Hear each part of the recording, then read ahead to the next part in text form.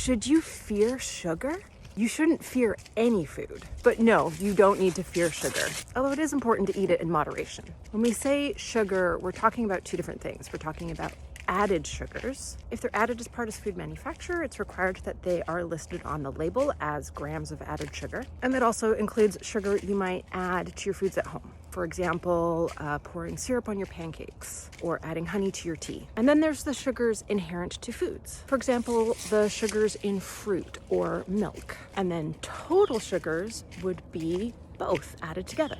Now, when it comes to added sugars, the scientific evidence is really clear that we want to cap that at about 10% of our total calories. If you eat a 2,000 calorie per day diet, that means limiting added sugars to 200 calories or 50 grams of sugar, which is about a quarter cup of sugar. That leaves plenty of room for a treat. And the occasional day where you consume more than that is not a big deal.